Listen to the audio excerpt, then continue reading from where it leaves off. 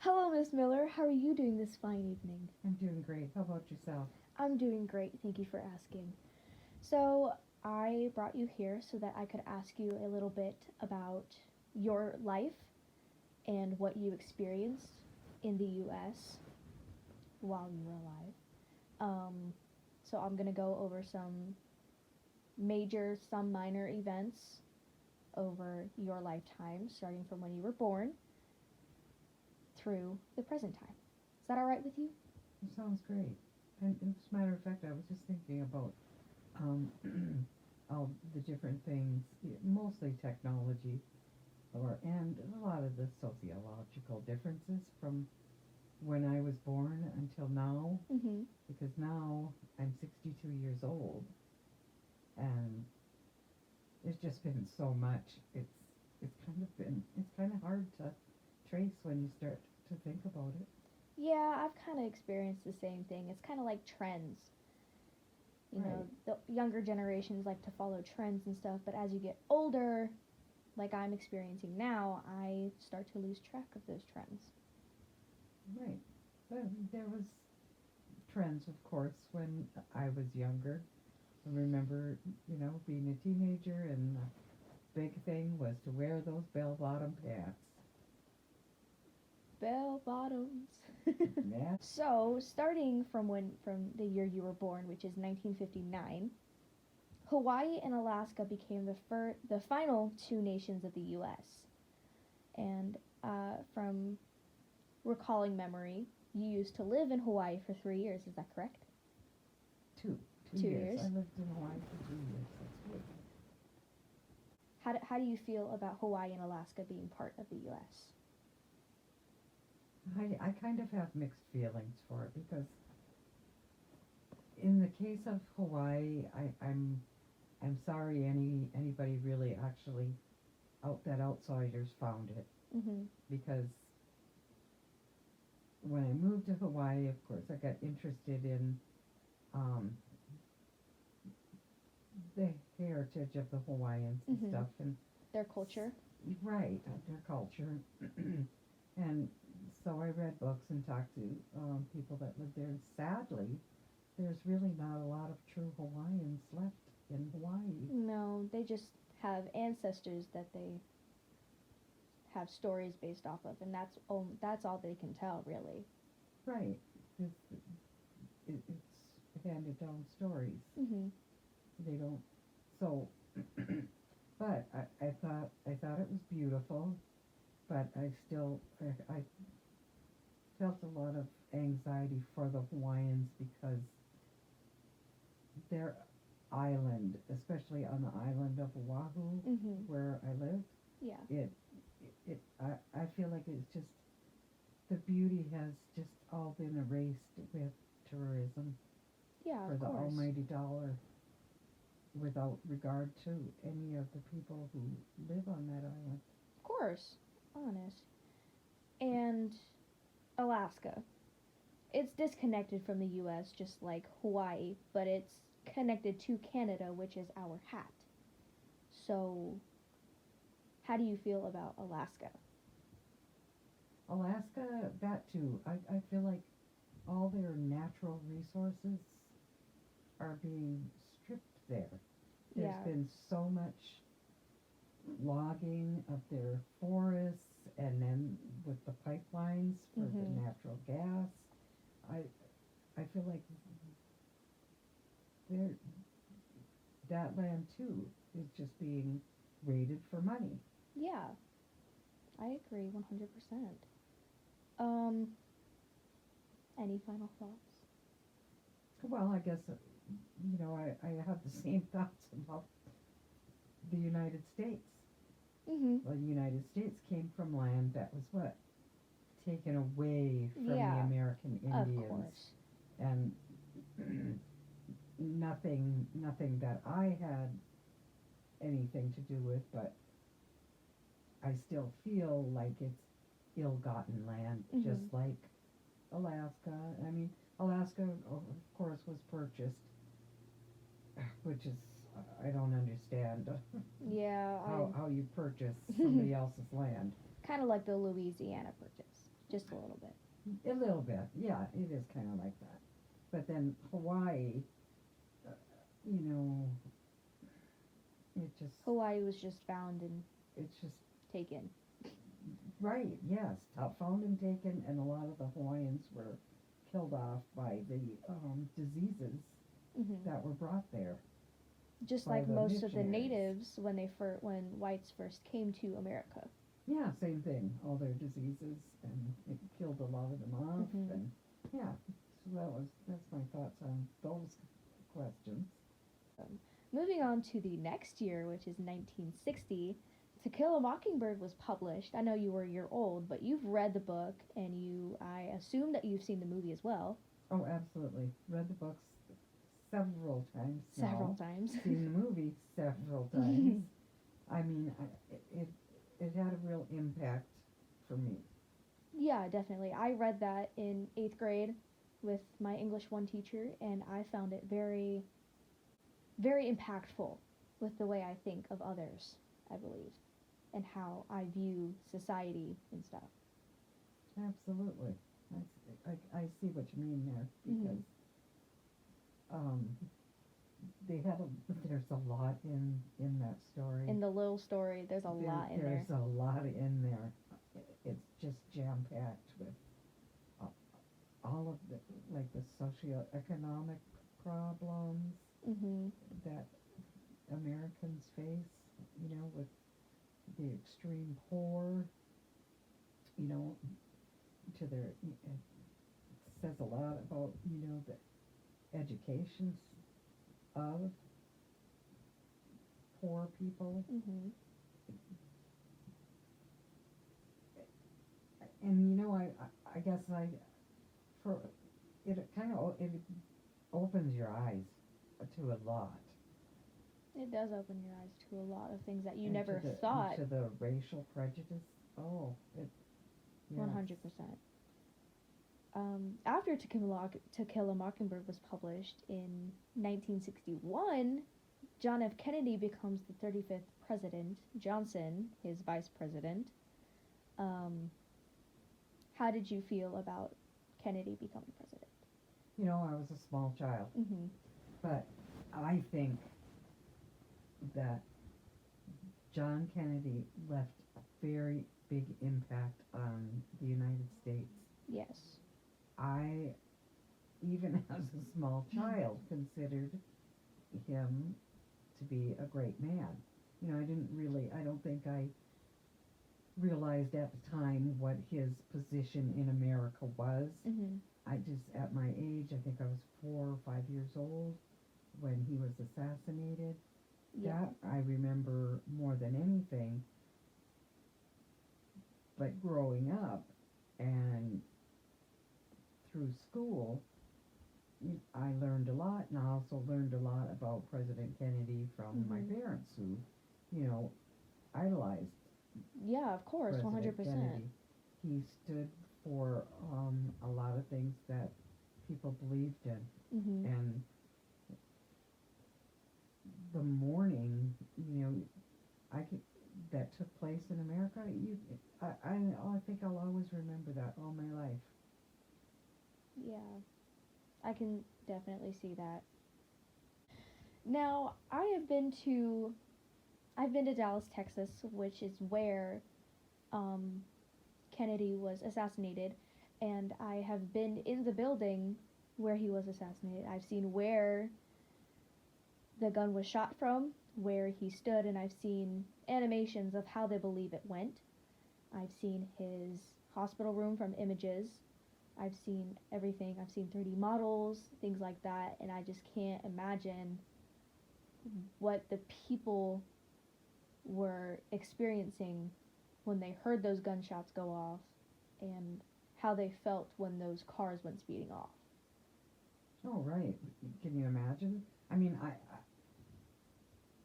I can hardly imagine, back then, where you did not have the violence on television and stuff that you do now, and the Mhm. violence in our country that you do now. Yeah. I mean, you hear about school shootings, about mass shootings, bombings, But all those of are that. nothing compared to things that happened in our history. Well, actually, yeah, you're right. I mean, there's I a mean, lot in all our of them history. built up, yes, they could equivalent to, but nothing is as big as wars that we've never experienced, or um, like bombings, serious bombings that went on. Yeah, I wasn't, you know, I didn't experience like World War II firsthand, Mhm. but my dad did, Mhm. and so he always related a lot of his experiences during that time. So, and that had a big impact on me. Yeah. His, you know, him retelling his experiences in that war, and they were horrific stories. Some of them, you know, you couldn't even begin to imagine, like Oh yeah. putting a bar of soap in a sock to kill a man. That it's just horrible. See, my question is, how does that work? Putting soap in a sock. Well, it's from what I understood Mhm. from the stories is that it the soap they made then and the soap they make now very different, Mhm. of course. And when you put it in something like a sock and you put some Some spin on there, velocity through it. velocity, Yeah. yeah, that's the word I'm looking for, thanks. And you hit somebody in the head when how many miles an hour do you think that would be coming at you? Lots. Right, That would be. enough to do some serious damage. Yeah. First blow, right? Mhm. Yeah. I remember my dad talking a lot about hand-to-hand combat Oh yeah. when they couldn't fire a gun because if they did, then that would draw all the enemy's attention to them. Mhm. I just couldn't imagine it. But the most horrible thing is the things that I learned in school about the Holocaust Mhm. during that time period. Oh yeah, definitely. Um, Kind of on the same subject, not really, are the was the Immigration Act of 1965. It was a it established a new immigration policy based on reuniting immigrant families and attracting skilled labor to the United States. You were still very young at this point. You were still 6, 7 at this time. So, Mm-hmm. I don't expect you to know a whole lot on this, but it had a very big impact for America because it brought immigrants from different countries to America for them to work. Well, of course, my grandparents were all immigrants, Well, yes. and so really, I'm just third generation um, American, Mhm. if whatever an American is. Yeah, I they mean, were. I know people's idea of American, but like I said, I was the third generation. I mean, Mhm. my grandparents didn't come from here, Mhm. and my parents were born here. So actually, I'm only second generation. I correct myself. Mhm. I'm second generation American. Yeah. And no, I don't know a lot about it, but I do remember learning in school. The big thing, like when my grandparents were coming through, is the port in New York, Ellis Island, Mhm. that the immigrants came through and they were housed there for a while, and then they, went out and on with their journey to whatever destination they had chosen. Mhm. I thought you think a lot about them too. I'm like, how would somebody choose Minnesota to live in, where my grandparents chose to live in Minnesota? Mhm. Cold, harsh winters, and then I remember asking my mom, why she thought that they chose Minnesota, and she thought maybe because it was um, close to the weather in Finland and stuff, Mhm. so that they would feel more at home, Yeah. away from home. Yeah. Home away from home. That's great saying. Just like I have my home away from home, which is my cheer gym. So I definitely see that. Um, feeling at home is very important when moving, because you want to feel safe and you want to have things around you that are similar and familiar so that you're not completely lost. Yeah, and I think a lot of it too was a lot of the Finnish people went to Minnesota, and so then, yeah, you also had people who spoke your language as well. Yeah, 100%. But The Outsiders was published by S.E. Hinton, so Absolutely. I loved The Outsiders. I did not read The Outsiders until I was 14 years old. I remember my 8th grade English teacher coming in one day. She had a stack of books. mm-hmm. It's not a very thick book, and these were all paperback, and she sat on the edge of her desk in front, opened the book, read one chapter, and I couldn't wait to get my hands on the book to read the rest of it. I feel like that's a good way to get students hooked instead of saying just like, hey, we're reading this. It's going to be a grade. Here you go. It's just like you come in, you sit down. You're not really expecting her to start reading. No. So she's just like reading and you're like, wow, this is really good. So like, when can I get my hands on it? Because I feel like if I was given the opportunity for my teacher to come in and read the first chapter of The Outsiders to me like that, I feel like I would have been more hooked on the book in 7th grade. Instead of just like, oh, this is a grade, here's my packet, okay, cool. I did enjoy The Outsiders and I did enjoy the movie 100%, I will not deny that. But just The introduction. The introduction. You think would, Yeah. It probably would have been. I mean, maybe teachers approach things a little differently Mhm. when I went to school from how they approach learning now. Yeah, and I feel like I don't assume that you were given the curriculum when you were younger for like your English teachers. So like your English teacher would come and be like, here, do this. You wouldn't know what you were doing it for, right? Right. That's how I feel today, and I feel like my English teacher currently in the 10th grade kind of goes over it, and she's like, this is part of your curriculum, you need to know this, and we're like, oh, okay. But earlier stages of English, it was kind of just like, here, you need to do this for a grade, you're going to have a test on it, but we didn't really know what the test was on. Oh, well, yeah, that would be confusing for me. Yeah. Because I guess the way I remember it, school is that in the beginning of the year, especially in high school, your teacher would tell you, they would give you an overview of their class, Mhm. what the structure was going to be, and what we were going to cover, and how we were going to cover it, Mhm. and what was expected of us. Now in my English classes, what I've experienced is just like, there's very few teachers that will actually go over the curriculum. It's not like math where they're like, here is a layout of what we're learning, what we're going to do day by day, what we're going to learn throughout the year, what we're going to accomplish this year. It's just, English is just, the few teachers that do explain the curriculum are nice, but the ones that don't, you don't really feel connection towards them. Yeah, I can see that. That Because makes sense totally. It would be, for me, I guess it would be kind of frustrating. Mhm. It's like going into a job on your first day yeah, and not being told What your to do. duties are or Yeah. what's expected of you. Exactly. it's like going into a job without training. Exactly. Which would be really frustrating. Yeah, I would have a hard time with that because I've been at jobs where people just assume, maybe that's what's going on. People assume you know the deal. Come on. yeah, it's crazy. Now, the assassination of Martin Luther King Jr. took place in 1968, so you were 9. Yeah, I don't. I know that it made news and stuff, Mm-hmm.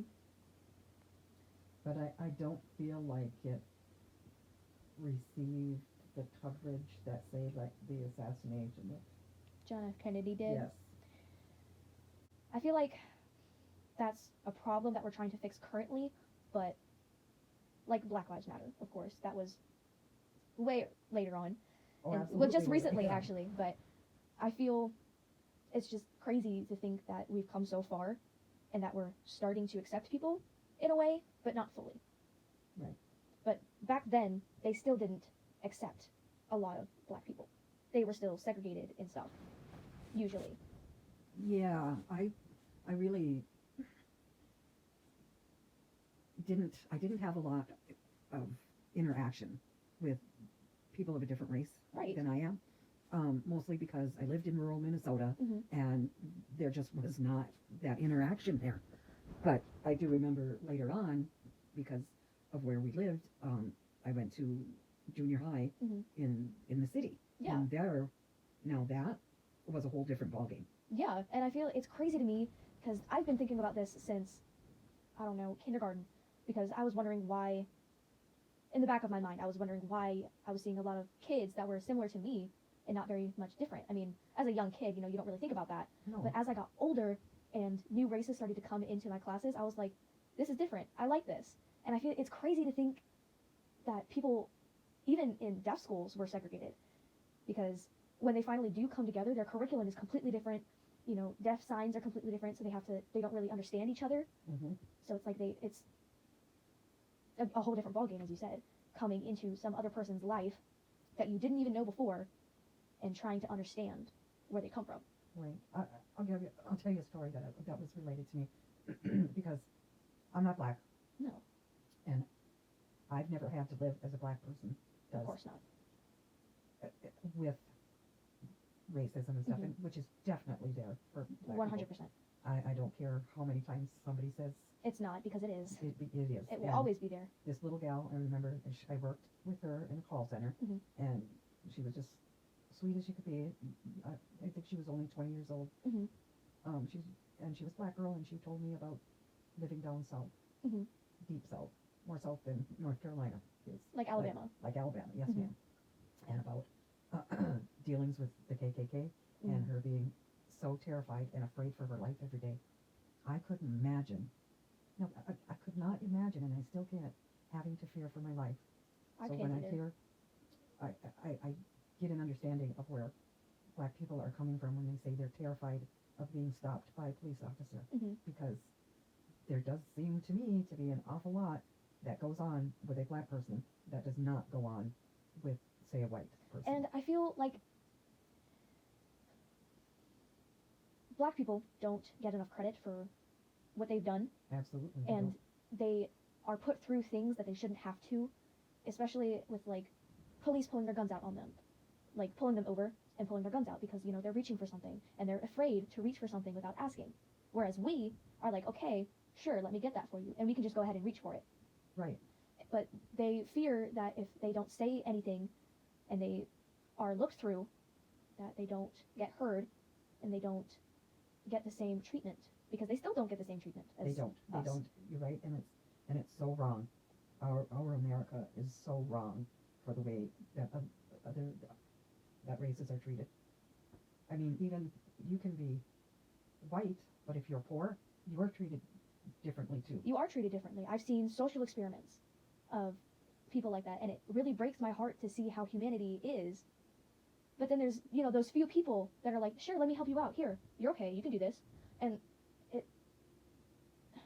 It's like, for me, there's this very small slice of America that has any real grasp or understanding of what other people go through. I feel like I only, got like a sliver of what it must be like to be black and live in the deep Yes, south. and it bewilders I me. still have no idea. I've never experienced that myself, Mhm. and I know other people haven't either. Right. It bewilders me that we only get a percentage of what they go through, but they have like 110% of what we go through. Yeah, they get it. Yeah, they get what we go through, but we can't imagine putting ourselves in their shoes and living a day in their life. No, because I don't think a lot of us would make it. No. If we had to live life and experience it the way that they did. And I feel like it's the same story for mixed generations as well. Like you have, like one of my friends, her name is Grace, and she has a Nigerian father and a white mother. So she is mixed she has a good mix in her. But she doesn't have a very good home life either. But she makes a living. She is doing well, and she calls me, and I'm there for her, and she's there for me. But I can't imagine putting myself in her shoes for even one day. Right, because it's a lot different from the life you live. Yeah. I mean, she has food, and Exactly. she has water, and she has shelter, she has everything she needs, and more. But I can't imagine living where she lives and having the family that she has sometimes, because It's not like your experience. it's not my experience Right. with my parents. So yeah, you know, what's that old saying? You never know what somebody's life is like once you walk a mile in their shoes. Yeah.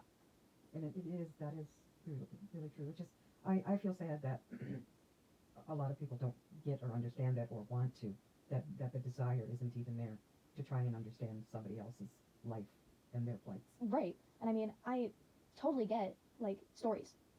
Like, that's how I connect with people better, is stories. So I will tell them stories about my life, and they will tell me stories about their life. So that way we can get a better understanding and have a little bit of gray area, but not as much as. Right. I've always Yeah. used that as a way to get my points across, especially, well, I think in all of the things that I do, but a lot of times I would use it at work. Mhm. And it seemed to work the best for me to relate a story to someone. It would be actually about them, but they would never realize it. Right. But they would get the point. Yeah, it's kind of like, It's pointing something out to someone without calling them out. I think it's a softer, gentler way of doing it. I've had a couple of experiences with that, especially with bullying, where they take a piece of paper and, you say mean things to the paper and they crumple it up slowly, and then they have you say sorry to the paper. Does it go back? Nope. To normal? No, it doesn't. It stays crumpled. It still has those ridges in there. Right. Same with people's feelings. Yeah. And the way that they feel about themselves. Mhm. It never goes back. It never goes back. You may put it in your past and have it in the back of your head, but it's always in the back of your head. Exactly. It only takes one little thing to bring it to the front. Or in your heart. Or in your heart. Take that stuff to heart, and who doesn't? Yeah. I'm a very emotional person, so, and have been. So I get that very. I am and can be, and I have a hard exterior, but I do have a soft heart, and I feel other people's pain. Yeah, of course. But in 1975, that's when the Vietnam War ends. Yeah, and I was 2 years away from graduation in 1975. Yeah. I do remember the end of that war and feeling the elation that it was finally over, because what a horrific thing. I mean, it seemed like it was constantly on the TV, no matter where you went, it was always right there, and it just, what a horrific scene to see. And you would hear about, people in your communities that went there and died, and it was horrible. Now, so in New York City how they have TVs like everywhere, how they have them on like pillars, and sometimes they have like little TV shops where they're broadcasting the news. Yeah. Did they still have those back then, where they had like little TV shops and they had like a bunch of TVs in the window where they broadcast the news? Well, they would have, the showcase windows, and they would, I never experienced, going by any. I remember seeing them on television. Yeah, that's people walking by and watching news. Yeah, see, and that's stuff. I can't. But I remember everything being more word of mouth. More oral. Yeah. Okay. But I mean, the TV was a big thing when the Vietnam War was going on. It was. Now, how old were you when you first got your TV? Did you already have a TV in your home? Yeah, I grew up with a TV. Okay, so like every kid this age. Yeah, it seemed, though, it wasn't something that it was used the way it is now. It was usually off during the day, and it was like evening gather round time. Like and 5-ish, 5, 6-ish. Yeah, you watch the news at 5, and then it seemed, to go from 5 to 10. My dad, I never stayed up that late, but my dad would stay up and watch the 10 o'clock news. Yeah. That was always a big thing, the 6 o'clock news and the 10 o'clock news. Oh yeah. I mean, now, you can just look everything up on your phone. But then you didn't have phones to look up things. You had the television to rely on and the reporters to rely on. Right. I remember when I was in school and they were talking about, the future and what kind of technology would be available then. But at the time, the first computer, I remember going to the University of Minnesota in Duluth and for a field trip for the class, and their first computer was an entire room. It filled an entire, very large room. That was the first impression that I have of a computer. And that's just like, it was all cables and boxes and stuff like that, correct? Theirs seemed to be encased, so you didn't see a lot of the cables or anything. Okay, because I've seen pictures of like big like boxes kind of like cages, but not really. Yeah, that's how these were. Okay. Or like the size of lockers even. Oh, Like okay. a school Yeah. locker. Yeah. But they filled this entire room, and that consisted of the computer. Now, That how was the computer, how- that room. how big was the room? How big? Oh, Like, was it like the size of this? No, it was bigger. Much bigger. Yeah, it was probably. You know, I was a small kid, Mhm. so of course everything looks bigger to you. Oh yeah. Then so probably the size of, say, like your average business office, Okay. if that gives you a good idea. Yeah, Okay. I get that. So I'm thinking, I remembered that, Mhm. and to go to what we have now, a handheld phone. Yeah. And I And- never imagined that's where we would be when I was that age and just learning about computers. See, and that's crazy because we had such high expectations when I was just 5 years old in 2010. Like they had such high expectations. They were like, we're gonna have flying cars in 2020. You look around, you don't see any flying cars. There might be some news about UFOs here and then, but no flying cars here. Right. And I kind of remember, too, being a kid and hearing about, flying cars. And in Mhm. fact, there was a cartoon. It was called The Jetsons, and I think they based Mhm. that. I don't remember the year that it was based on, but Yeah. I remember thinking, yeah, when I'm older, this is the kind of cars we'll be driving. And Yeah. I mean, hold on, I can look so I that know up. what you mean about the expectations. The Jetsons. Sitcom. It was a little cartoon. They kind of look like taller, slimmer Flintstones. Right. Exactly. Exactly. Neat and trim and all up there. They never prepared anything food-wise. They hit buttons. Yeah. That kind of reminds me of The Giver, because I also read that book, and I've also seen that movie. And they had food brought to them, and they had a certain lifestyle that they had to live, but and they were limited to certain things. But they had to eat what they were told. They had to do what they were told, and they apologized profusely when they did something wrong. They were like, even if it was late, I sincerely apologize for being late, even though it was like a minor thing. And it's crazy because I just looked it up. The Jetsons was based on the year 2062. Oh, okay. So not even. I mean, we still have 40 years Right. To get to where they think is going to happen. But I mean, if this is quote unquote predicting anything, I guess it would kind of be like The Simpsons, because The Simpsons definitely predicts a lot of stuff. That's what I understand. I've never really watched The Simpsons or anything. I haven't either, but I've seen clips and stuff, and it definitely does relate to. Oh yeah, I've heard instances where Yeah. a lot of it relates to like political happenings Mhm. and mostly, I think a lot of political. It's mostly political, but they predicted the killer bees as well, and they predicted coronavirus, somewhat coronavirus. But it's crazy to think that they think we're going to be there, but based off of what we're doing right now and what's happening right now, I don't think we'll be there anytime soon. I don't either. It seems like we came so far Mhm. in certain areas like computers and things, Yeah. but in other areas, I don't think, like for cars and things like that, I don't think that they've come very far It's like from. I mean, of course, they've come a long way from where they Yeah. were, because I remember when I was a kid, a car was so heavy. yeah. They weigh a lot less now. Mhm. They, of course, they're run by an internal computer. But they were nicer weren't. cars. No. I mean, they weren't electronically They- nicer. They weren't nice. They weren't nice to steer. They weren't nice to park. Well, yeah, They were not big cars. not America yeah. was into big when I was a kid. Mhm. Everything that was good was big. Okay. Big house, big See, car, when I think big about hair.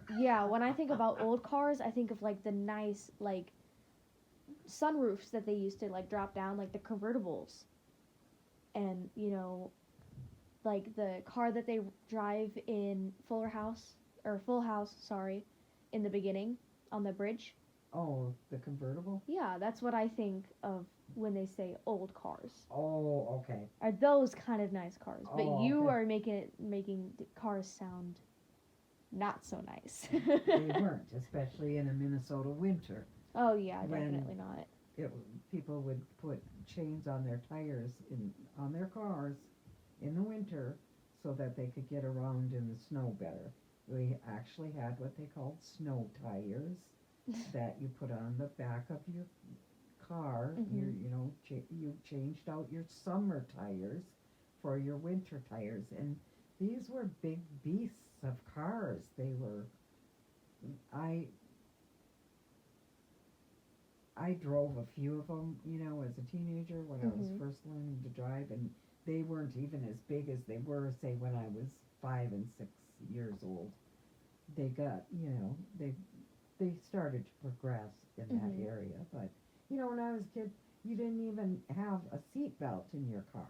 Yeah, they didn't make that fully legal until, I think, the 1980s, 1990s. Right. That's a long, And that's a long that's a ways. long time You from... think of all the lives that would have been saved had they made seatbelt mandatory a lot sooner. 1993, with the mass flooding along the Mississippi and Missouri rivers, killing 50 people, and devastate the Midwest with 13 to 20 billion in damage. What happened? There was a massive flooding. What Yeah. year was that? 1993. 1993. Yeah. Oh, okay. Well, I wasn't affected by that directly, No. but years later, I remember my brother-in-law showing me in North Dakota where the water had come up and how high it was, and it was unbelievable. I had to look up a picture of it because I didn't really get it. Like, I knew it was a mass flooding, but I didn't really understand what that, I didn't clearly understand what that meant.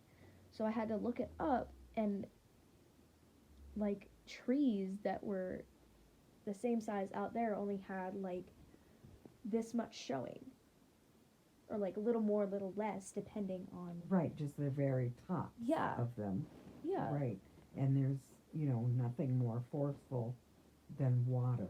Nothing more forceful than water, no. And it's kind I like I said, I didn't experience that firsthand, but we had another incident in the town that I lived in the 70s, where we had severe rain come, and what happened was it actually tore up the streets because of it almost akin to an avalanche, okay? Okay. And this town, Duluth, that I lived in was very hilly. Oh, yeah. And so the stuff coming from on top of the hills going down was very ripping, rough. yes, and it was ripping streets right up, making big holes and stuff, and it was the aftermath of that was unbelievable. So I kind of have an idea of how it would be after a flood, but just kind of an idea. I never experienced that firsthand. I mean, I can't imagine Lake Superior flooding, even. Right? Because even there, even like very close to there, it's very hilly. Right.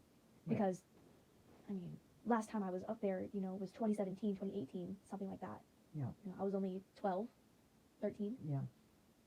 I think I was 12, so yeah, 2018. It's a huge lake. It's like looking at the ocean. Yeah. I mean, especially from like atop the hill. Yeah. And looking down, I was scared to drive. Like, I wasn't driving, I was 12. But to be in the vehicle looking down, because I can't look at anything but the road, because car sickness. But looking down at the road, I couldn't see when I was on top. I could only see the road when it went down.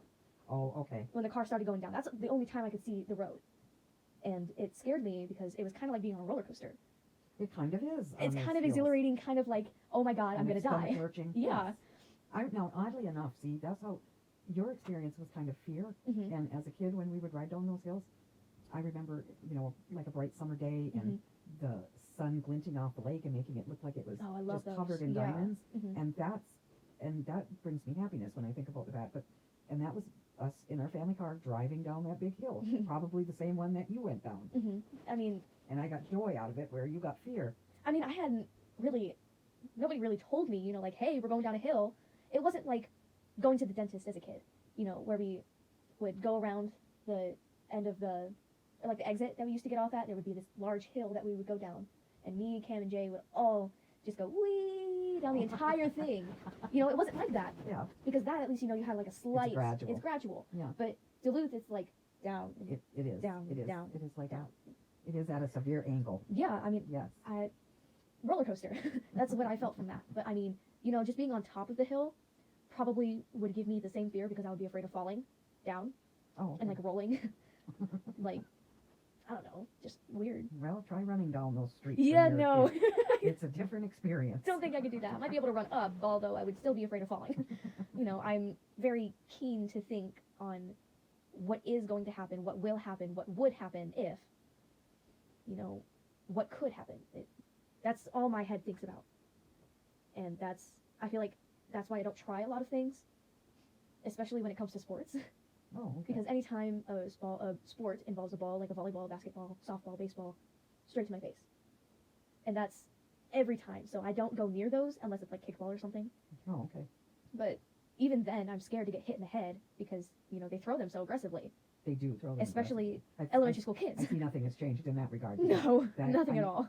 Oh man, I used to hate, in grade school, I got to a point where I absolutely hated the thought of going out in recess. Mm-hmm. Especially, in the either early fall or late spring where we would play dodgeball or softball because, again, it seemed like mostly the boys, some of the girls though, were very aggressive. Yeah. And it was more like they were out to hurt you than to play a game. Yeah. And so I'm with you on that one. I never got any pleasure from the recess time playing dodgeball or softball. I mean, I don't mind playing those games. I'm just very cautious, especially when it comes to dodgeball and kickball, because I've watched and I've experienced people get hit in the head with a dodgeball during kickball.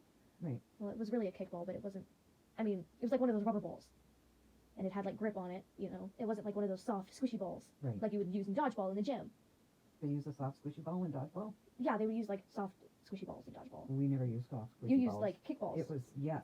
That's what they used for dodgeball, was those kickballs. And they were not soft and squishy. They were not soft and When squishy. you hit you in the head, it hurt. It did hurt. I got hit in the head once, and I feel sometimes as a girl you feel more keen to like defend yourself during those games because you have long hair, and I had my hair down one time, and I was running, and they hit my hair with the ball, and they were like, "You're out," and I'm like, "What do you mean? You never hit me?" They were like, "Yeah, we did. You hit your hair."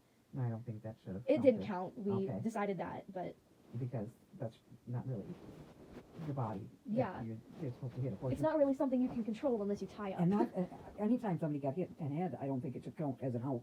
Oh no, they got an automatic place.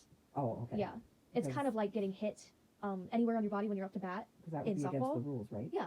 Playing. Mm-hmm. It would be against the rules, so they got an automatic first base. Well, I don't think we had any of the rules. Yeah, no. Oh, we probably did. It doesn't, when I remember, Mm-hmm. it doesn't seem like they were enforced. No, definitely not. It was just, somebody was looking the other way, conveniently. I don't know. That's just the way I've seen it. It probably really wasn't that way either. Mm-hmm. It's just, perceptions, how you see things, how you remember things. Somebody else that I went to school with probably would remember those instances in a different light than what I do.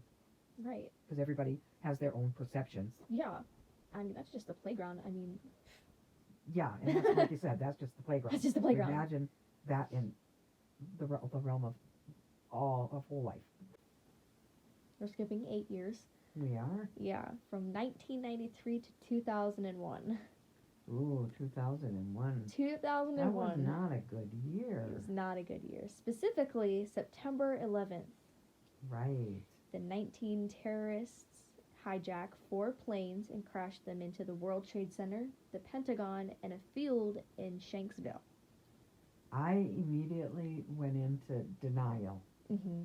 Denial. No, this is not happening. Right. This did not happen. I went to work. We got sent home. I was still in denial. Nope, it did not happen. Right, and Mama was a junior in her art class, I think. Right. And they were watching the news, and they watched it happen. Was she sent home early that day, too? Yeah, yes. Yeah. Because I had the news on at home before I even went to work. Mm-hmm. And you know, they were starting to replay it, Mhm. and it just,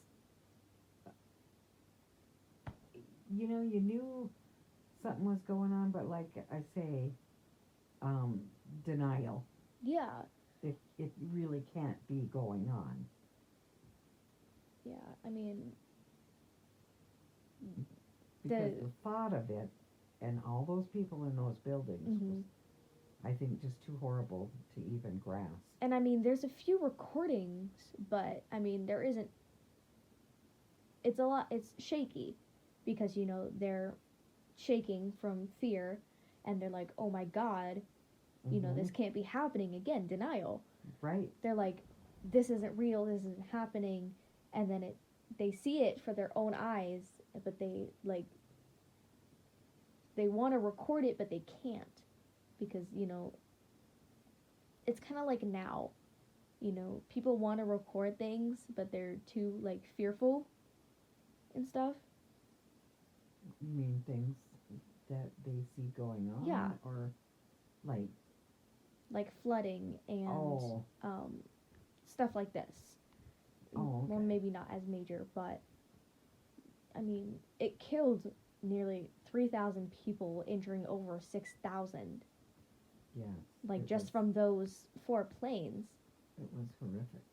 I mean, I can't imagine being a firefighter going into No. those buildings and Mm. trying to save people. No, I can't even I begin to grasp that aspect of it. I can't No. imagine like the dogs, because they had dogs as well, go out. And you know, I heard a story of a 9/11 survivor, and he was buried under rubble, and there was a dog that saved him, That phoned him? that found him and saved him, and that's like the only reason he's alive, Oh, wow. because Mhm. if he was buried under rubble. I'll be real honest with you. It's hard for me to even listen to people's their personal stories of 9/11. Yeah, It's very hard. it I is mean, very hard. It's kind of like crying to welcome home videos from soldiers, but it's the opposite emotion. right, exactly. You know, it's not You happy that cry, it's kind of like a sad cry, and you're like, I'm just I think I think it's shocking, mm-hmm. and I think the shock of it is so tremendous that it's going to set you in that denial mode. Yeah. I don't even know if now I can I after all these years since it happened, I still can't come to grips with it. Really, I don't think. I can't either. I mean, I've heard, I listened to an artist, his name is Alec Benjamin, and he wrote a song, and it's called 1994, and he basically talks about his life, and he's like, I saw it on the news one day when the towers fell down. September's not the same place now. So like, even he, at 5 years old, was experiencing like traumatic feelings for that, Mhm. because I mean, he wasn't. It's just it's hard to explain, but Yeah. and to put into words, but Mm-hmm. it puts you in a place, and it's probably not a good place. Right. Like I wouldn't want to talk about that for hours on end. I wouldn't want to be interviewed about that. I wouldn't either. I think I would just want to move on from it. I mean, yeah. I mean, getting it out is part of the release process, Right. but I mean, something like that is really hard to talk about. So the ones who did talk about, I thank them and I pray for them that they get better. Absolutely, because it does take a brave soul to be able to relate that Yeah. horrific experience. It takes a lot to replay that in their mind. Absolutely. And I mean, it was a lot so fast. Yes. It's like 1 second you're here and you're at work, and then the next second, bam, Yes. plane crash, towers are down, and you're just, I can't. I can't either. But after that, the civilian air traffic was suspended for 3 days, and Yeah, I don't think air travel has been the same since. it hasn't, because there's a lot of Mhm. more security, and there's a lot more, now they have dogs that go and sniff around. And I mean, they probably had some, but they didn't have as many as they do now. Oh, okay. because it makes sense. Yeah. I mean, the last time I went to an airport was when I went to Texas, and that was 2019. hmm So, I mean, and they had a few dogs roaming around. Well, not by themselves, obviously. They had a person beside them, and they were, sniffing around for bombs and drugs and stuff. I suppose it depends on the state and the airport and Yeah. things that you're in. I mean, like a smaller airport like Duluth or Duluth Airport. Yeah, they don't have They don't have the dogs there. no. They just have like metal detectors and stuff. No, like that. Minneapolis is a large airport, and I don't remember seeing any dogs there either. I think they had a couple of dogs in Chicago as well. Oh, I would have, yeah, Mm-hmm. that I would. Because it was huge there, and it's crazy because Chicago is so huge. It is. The airport is humongous. I mean, they It have is. like A, B, C, and I think that's all. But they have like 30 something like terminals in I've only each been hall. in the Chicago airport once, and what it reminded me of was like the aftermath of a riot, Yeah. because it's not a very, I don't remember it as a very nice airport at all. I mean, they have like food and stuff, and it's a lot of people in one space. It's a lot of people, and it looked like, like in their waiting areas, Mhm. especially where you wait to board, Yeah. those were so tore up when Right. I went through. Oh, and it sounds like it was the same when you went through. I mean, it wasn't bad. I mean, I've seen nicer waiting areas in Yeah. Bus Depot, which Right. are kind of renowned for not being Mhm. so nice. Right. And I mean, when you're waiting there, because we were held back a day, because we were supposed to get in at midnight, but we didn't get in until the next day, until like noon or something. Oh, that's right. You had some weather. Or it wasn't even weather, because we Oh. got there like, a whole 30, 45 minutes early. But at first they didn't have a terminal for us, but then they got the terminal, and then the plane was too small for the runway. to connect. Oh. So they had to go get a ramp.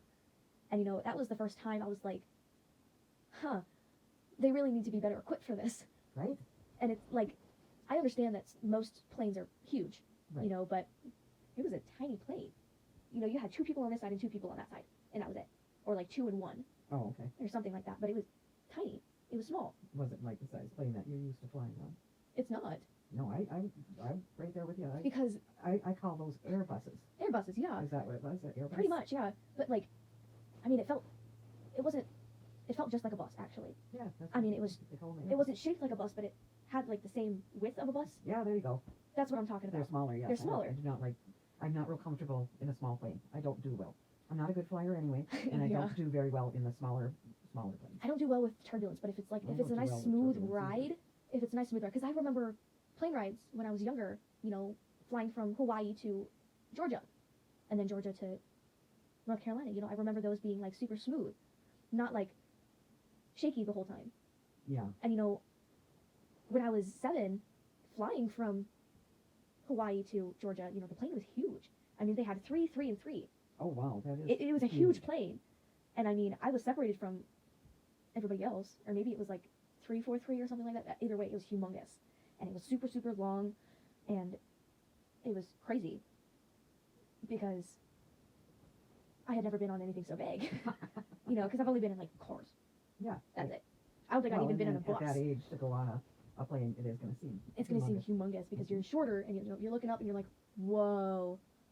It's kind of like when you're a kid, you go through grade school and you sit at your desk seems real big, and then you go back as an adult to have a conference for your Right. child that's going there, It's and kind you of- sit down and the chairs seem ultra teeny. I mean, there was a couple of tiny seats in middle school, that reminded me of kindergarten. But I mean, the chairs were probably like, I don't know, like this low to the ground. Yes. or like this, like even like here. Yes. And the desks were like tiny, like they were like this big. Yes. And I remember sitting down at my desk and thinking, I'm so big.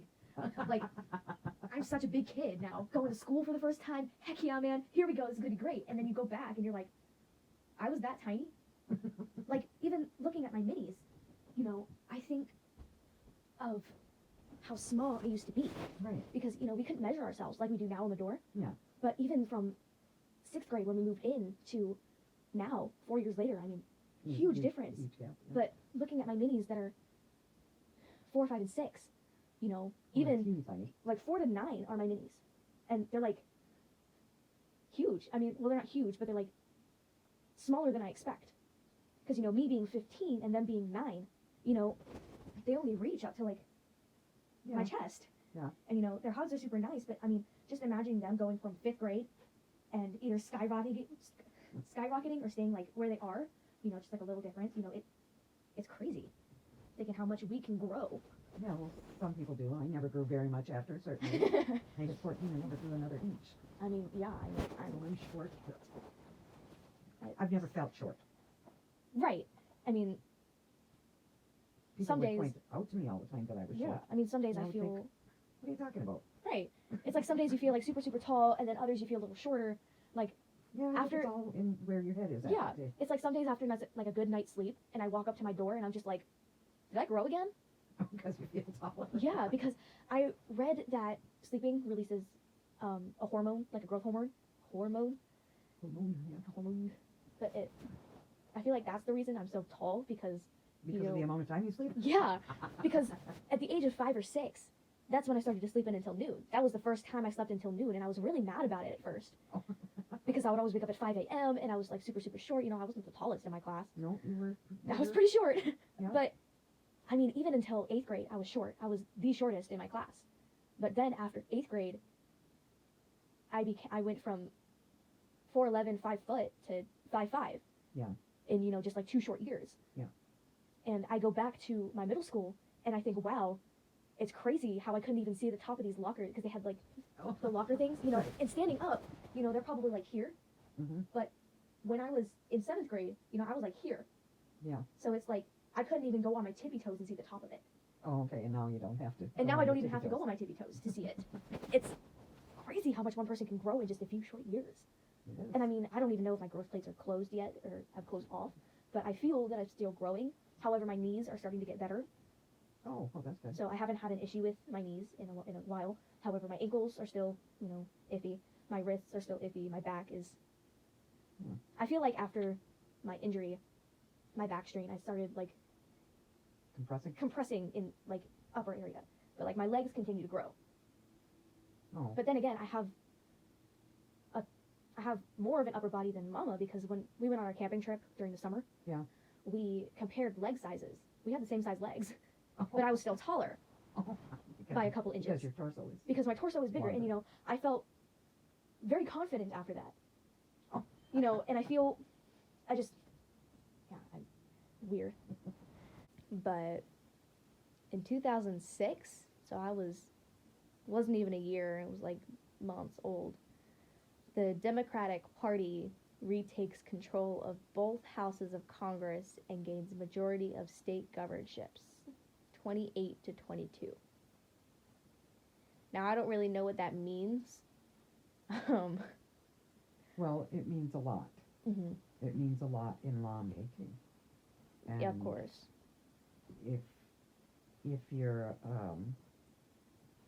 If you were conservative then, it wasn't a good thing. Not something that you wanted to hear, Right.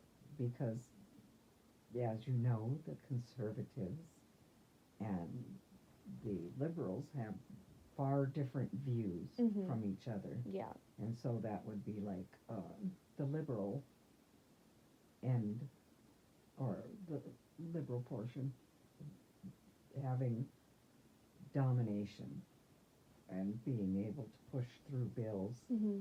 and things that they couldn't if they didn't have that House majority. I always thought that liberal was a term for middle ground.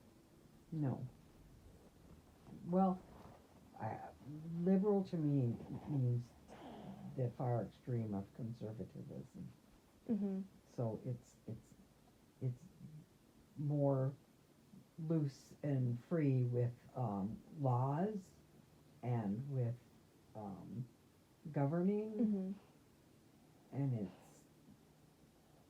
um, yeah, that's liberal means to me to be very liberal, which means, of course, if you're liberal with something, it's very open, it's very, flowy. Mm-hmm. It- See, that's what I call myself. I call myself illiberal because I don't really. For me, for Gen Z, there's really three parties, kind of ish. You got the Democrats, you got the Republicans, and then you have liberals. No, to me, a liberal is a Democrat. Okay. See, that's how I view it. A conservative would be a Republican, and Mhm. a liberal for me would be a Democrat. Because I say I'm liberal because that's what I've heard, but nobody's really seemed to like correct me. Because I say I lean more towards the Republican side, which I do. Yeah. It's very small. It's very lenient with me. As long as I agree with it, I don't care. Per se. The way I view it is, the liberal side thinks that you should give up your wealth Mm-hmm. for the good of the For the greater good. for the greater good. Yeah, that's the best way to put it. Whereas I view the conservatives as saying, nope, it's mine. I earned it. Right. I don't think anybody should get a free ride on my coattails because I earned this. Mm-hmm. I earned my percentage of what I Yes, gained. percentage. That's a good term. I earned my percentage, Mm-hmm. and I don't. I've already got to give. I'm sure they're thinking I've already got to give a portion over to the government Mm-hmm. for income taxes. Mm-hmm. And whereas it sounds more like a Democrat might say, here's my money, have some more. They're kind of like philanthropists. Except for, I mean, in theory only, because I've never really seen anybody give their whole paycheck Well, yeah. back to the government. But I mean, there's a lot Mhm. of espousing about what should be done with other people's money Yeah. is what I see from the Democrat side. Mhm. Whereas the conservative side would be more like, we're Go not get gonna yourself a tell- nice dinner. We're not going to tell you what you can and can't do with your money. Right. Like, go get yourself a nice dinner. But, like, use it on what you think best. Yeah. Yeah, that's. Yeah. Now, in 2007, the I-35 West Mississippi River Bridge in Minneapolis, Minnesota collapses. It kills 13 people. Oh yeah, that's another one that was kind of, denial right away. Is like, Mhm. what? How could a bridge get to that kind of condition Mm-hmm. without somebody noticing? Right. And it brought national attention to the need of rehabilitation in the aging U.S. infrastructure system. Hmm. But like you said, it's how can you let it get that bad? Right? Aren't these things inspected on the regular, or supposed to be, or Right. Because you think of the flow of traffic that goes over these bridges every Mhm. day, Right. and It's that heavy. that was a horrific thing that happened there. Mm-hmm. It's like one cable, one wood plank snaps, and it's Right, the whole thing crumbles. yeah. I feel like that could have brought like so much attention to other systems, like the political system, the economic system, stuff like that, Right. because that applies in every situation. If it were a book, If it were a book, right, that's what you would think. right, And I mean, not many people think of that. They're just like, oh, this happened, let's fix it. Infrastructure system, done, bam, done with. And then they put it to the side until something else comes along that makes them focus on it again. It's just like political and economic systems, the government system. right. It bewilders me that we don't think more. That's a very excellent point. Yeah, and I mean, crazy. When we should, looking at the small picture instead of the large. Mm-hmm. Now, in 2008, Barack Obama becomes the 44th president. Now, you lean more towards the Republican side, whereas Obama was more Democratic. Believe it or not, at that time, Mm-hmm. I leaned more towards the Democratic Okay. Party. Mm-hmm. And I was thrilled that Barack Obama was president. Mm-hmm. He's a very educated, very eloquent speaker, It's new.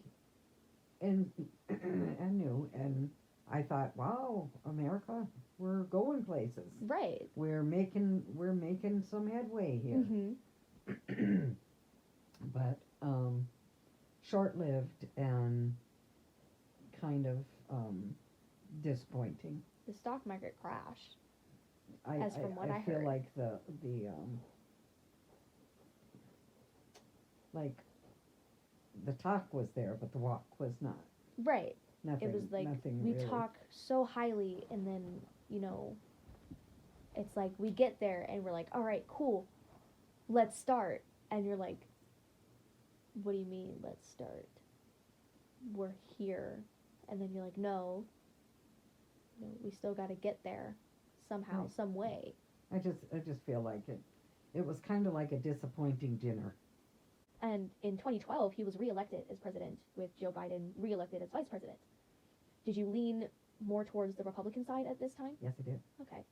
I did not want to see a reelect at that time Mhm. because I wasn't impressed with the things that were happening in America. I didn't think like we were making any kind of progress in Mhm. unemployment or in political, any kind of like gun issues, Mhm. things like nothing. He promised all of this stuff and then never really worked on it, Right. per se. Right. None of I didn't see anything delivered except for Mhm. well, and it fell that too. The healthcare plan fell so short in Mhm. my eyes. During that second term of his, I was without health insurance myself, Mm-hmm. but it was not affordable. It was not. And that's It's, sad. I mean, the whole thing was called the Affordable Care Act, and Yeah, and it was not affordable for me. that's crazy to me because people talk so highly of him, and a lot of people on TikTok, like when Trump was elected president and when he, was impeached, they were saying, let's go back to Barack, Obama. We need him, and I was like, he was just trying to appease the people with all of the promises he made, but never really delivered anything. Right. He talks a good talk, but Mhm. and then you had President Trump, who was not an elegant speaker. But his record while he held office is very impressive. I feel like it is. Mhm. I mean, very low unemployment. America is very prosperous. Actually, he even going back to God and Country, which had whether I don't know if you are aware or not. We used to say, you know, there used to be a Pledge of Allegiance Mhm. at the beginning of the class. I don't think they Yeah. I don't think they did away with that. So They don't force it upon us anymore. Trump's presidency, I feel like, was trying to go back to more of what they used to call family values, which Mhm. our country horribly lacks at this Yes.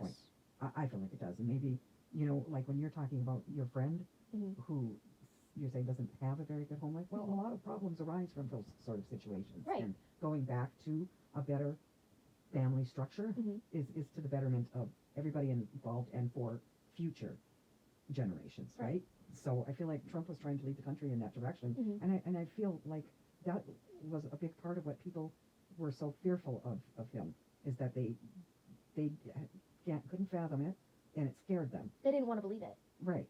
And I mean, not only was he focusing on that, he was focusing on economic problems too. Oh, absolutely. A lot. Yes. He focused on a lot of things and got a lot done. Yes, he did. And I feel like now, looking back on it, it's like, why don't people see him for what he did? Because it's easier. I think America, a large part of America should be ashamed of themselves Mhm. for, even saying things like, "That's not my president." Because Yeah. you didn't vote for somebody doesn't mean that that's not your president. But it was and is the mentality in America, and that's much to our detriment. All it does is create bigger divides and Right. wider gaps, and it's where you have a lot of racial problems. And I mean- because I feel like a lot of that is cooked up right now. That's They like this is what they want to see. yeah, that's They being our current government. yeah, a lot of problems like that start from home and how you were treated at home and how you felt like you should have been treated. So you just carry those same beliefs and you carry problems with you Exactly. throughout. And when you carry problems with you, what do? You distribute them. Yeah. Somehow, I feel like, I almost feel like this current leadership with Biden is trying to enslave all of America. Yes, 100%. I can see that. He's trying to appease the people into doing his bidding, Yes, essentially. exactly. Because right now he's focusing on little now problems instead of problems that could have been solved already if he would look further. Right, and if you, instead of looking, again, there's that teeny looking at the little picture instead of instead of the larger picture. Right. It's like, Or having what I guess what they would call tunnel vision. mhm. It's like you're focusing on what is in front of you and not what is around you, what is surrounding Exactly. you. I mean, like you have all of this peripheral vision, but you're choosing to focus on what is right in front of you. Yes. One little chunk. One little chunk. It's February 1st, 2019. President Donald Trump confirms that the U.S. will be leaving the Intermediate Range Nuclear Forces Treaty. So, in 1987, the NIF, the Intermediate Range Nuclear Forces Treaty, required the United States and the Soviet Union to eliminate and permanently forswear all of their nuclear and conventional weapons. Right, I remember that. Yeah. Yeah.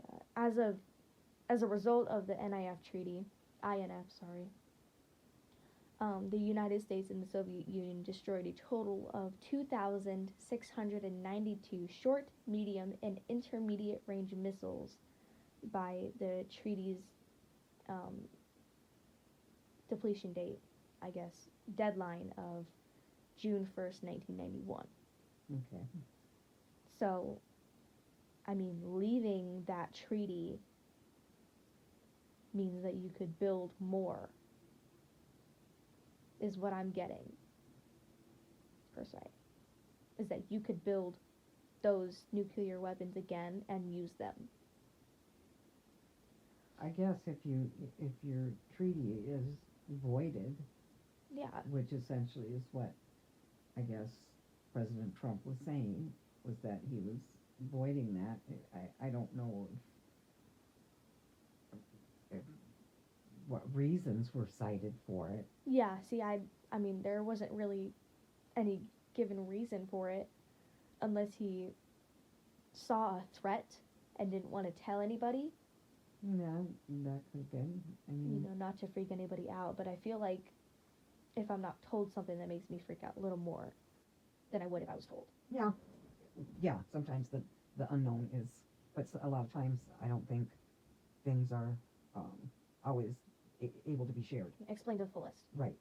I mean, even just like the gist of it, a gist of a problem that he saw, maybe like, hey, this is what's happening. Sorry, but we're gonna have to back out of this treaty. Maybe it was because somebody else was cheating on the treaty. Maybe. I mean, I don't know what went on with it and what led. I don't know, and I don't know a lot about that, so I can't really say a whole lot about it. Yeah, I can't. In January 21st of 2020, the first patient in the United States is diagnosed with coronavirus. I think that the coronavirus is just the flu, just a little worse. I think that the coronavirus actually started before then. In the fall of 20, what would it have been? 20, was that 2020? Yeah. So it would have been in 2019 that I think the virus started. But they didn't really have like a test for it, or. And I don't think that anybody realized at the time what it was. Yeah. Because there were varying degrees of it. I know I worked with a couple people who had all the symptoms of the coronavirus. And then you have some that we just learned have none. later, and they took months to get better. Yeah. They weren't well for months. It was, it was and they had gone to their healthcare professional, and they had been, tested for flu, things like that, and they were all negative, and they were given, of course, antibiotics because a lot of them developed bronchitis. Right. Well, there wasn't that many that I worked with that had it, but the ones that did, they developed bronchitis and stuff. So, it was definitely, to me, sounding like the coronavirus. Mm-hmm. And that too, you know, it is, again, it's a major, you know, it's a major happening because then you don't really realize what's going on, but right away it's like, no, this stuff like this can't be happening. Right. It's, your mind doesn't want to accept that. Exactly. Again, denial. Denial, again. We've seen denial since forever. Yes. And that, I just think, is one more instance of it, and the impact that the whole thing has had on this country is unbelievable. Like before, I mean, even before like life, well, I wouldn't say before life existed, but I mean, going off of Christianity beliefs, you know, from the moment they ate the apple from the tree, you know, denial. Right. And that's how it started, like, bam. Right. And it kept going and going and going. And up to now, there's so much denial. 4 months later, in May 25th of 2020, George Floyd, an African-American man living in Minneapolis, was killed during an arrest. Subsequently, nationwide protests and riots ensued. That's where all the Black Lives Matter started. Well, they've been around for longer. I mean, yeah, but that's when Black Lives Matter started, like, joining in numbers. That's when it ballooned, probably. Mm-hmm, yeah. No, oddly enough, I mean, a horrible situation. Yeah, of course. George Floyd, horrible, something that never should have happened, and never. You wonder, you know, I've wondered a lot of things about it. You know, was it, you know, set up? Is, you know, the guy who killed George Floyd, you know, is he told to do it?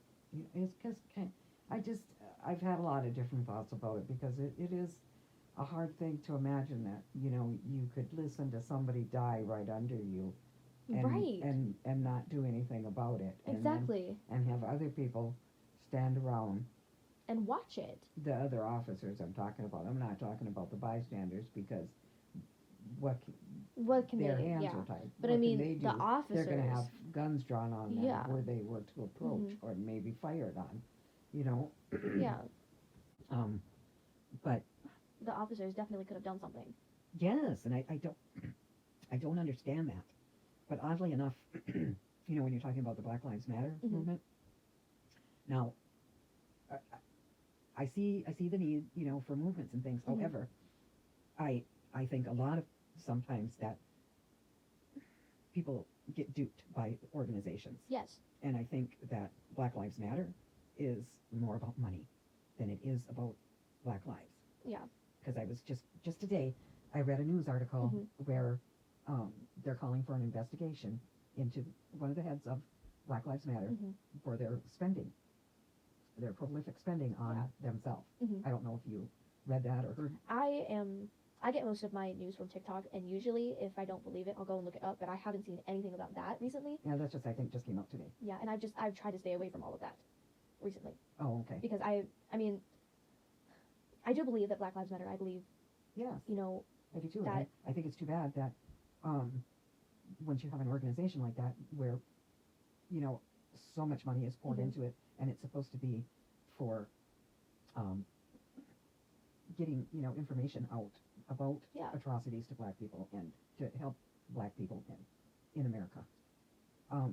But when you hear about their own leaders misusing funds, it just makes you wonder about why was it started? Why it was started in the first place, exactly. I do believe that the quote-unquote superior races, I wouldn't really say superior because we're all equal, but according to news, I believe that the quote-unquote superior races should help the quote-unquote inferior races, you know, so that we can be on a more even and level playing field. Well, see, there's part of the problem right there, is for, you know, media to use terms like that. Exactly. That causes a divide right away, whereas I think media plays a huge role in the divide.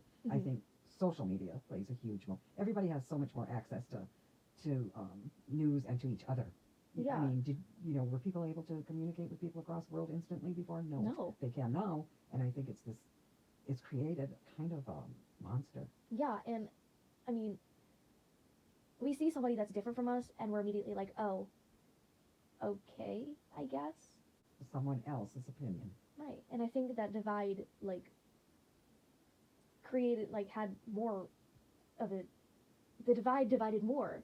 Right. Like, on November 7th, 2020, 4 days after the election day, former Vice President Joe Biden is elected the 46th president, defeating Trump in the presidential race. And Kamala Harris is elected the 49th vice president, becoming the first woman and first African American and the first Asian American to hold that office. And, you know, it's great that we have, like, different races coming in and stuff, but the stuff that they're doing isn't making us come together per se. It's more of, My question is, why does the race always have to be pointed out? I don't know. You know, because that's the headlines It is the of headlines. the media. Why does the race? See, that's part of the issue here. That has to be in the forefront. Yeah. You know, I mean, I see where they're coming from when Mhm. they're doing it. Is look at this, we're making progress. Right. I see that, but why in the first place do you have to billboard it? I mean, can't it just be the person's name? Right. Does it? I mean, I'm perplexed by the obvious of, you know, how people describe Yeah. certain people. Yeah. I mean, it's great, you know, progress, but I mean, I don't. I feel like that's the thing that divides us more. It is. It's the denoting of Yeah. the race. It's the of recognition of race. Yes. Can't it? Can't you just be people? Right. I mean, I have friends on all ends of the spectrum, you know, pale. I am pale myself.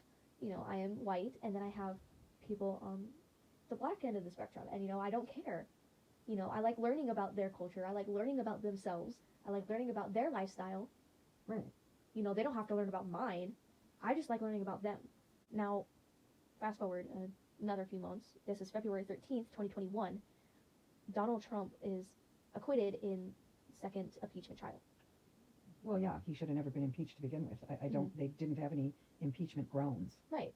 I think it was just another way to disrespect President Trump. Because that is it's to be impeached as a president is a disgrace, and it was just another way to disrespect President Trump. So by acquitted, it means like it was countered. It means they found no evidence. Right. Of why he should have been impeached. Right. Okay. When I first read that, I was a little confused because I didn't really know what acquitted mean. So Yeah, thank you for clearing that up. It's a legal term, and it's they could put it into more layman's terms because how many people are well versed in the legal arena? Right. Not a whole Not lot very of many. people. So it'd probably be better if they would put things like that in more layman's terms, so that more people would be less confused Right. and understand more. Yeah. Because I actually read comments where they thought acquitted meant he was found guilty. Yeah, Yes. that's what I thought at first. Because I read comments that people were making that, and I thought, I guess you don't know what acquitted means. Yeah. So, that, and then, I'm trying to, it's just frustrating all the way around. It's frustrating to see, where we used to go, when I was young, okay, we'll start back when I was young, and, people of authority were respected, okay? Teachers were respected, presidents were respected, police were respected, and there's always been good and bad in each of those. And those are just some of the examples of people in authority. Okay? Yeah, and I mean, we should all be respected the same because we all play a vital role in everything. Right, everybody. Like, should. it goes down to but every what I'm spectrum. saying is that respect isn't there, so No. you're not going to have any growth in a good way Right. in a country where there's no respect for anybody anymore. It's like a food chain, or Exactly. or per se. It's like a food pyramid. So, like, the king is at the very top. That's like the government, the president, and they get to eat off of the meat first, and then they pass it down to social workers and business workers, and then they pass it down to lower class income, lower class, office workers. And then they move down to educators and teachers, and then they move down to even lower, and eventually, you have nothing left. Right. And it starts with a whole bunch up here, up at the very top with the president and the government, and then it keeps dwindling down each step you go, and you barely have anything left for the educators. Yeah. But I wouldn't say It's- barely, but Well, they're really. it's low. It's a few crumbs. Yeah. It really is a few crumbs. Here's a few Mhm. crumbs for you. And I get that, and I agree with that. Here's your crumbs. Instead of our country making progress, we've digressed. I feel like Mhm. we slide backward. We've slid backwards. Right. We are so far off from where we started when I was a kid, Mhm. from where we are now. It's to watch this succession of events and the deterioration of America as a whole Yeah. is sad, Mhm. and it's depressing, and it kind of, I guess I don't want to say that it's a hopeless situation, and I mean I hope it's not, Mhm. but at times it kind of seems like it is. It's like, how do we get back to where we're making progress in these areas? Right. I guess to me it would start with respect. Mhm. It all goes back to respect. Every single bit of it. Mhm. Well, thank you, Mrs. Miller, for our interview today. You're I very welcome. much appreciated it. It was very interesting for me, so I thank you for inviting me to do it. Of course.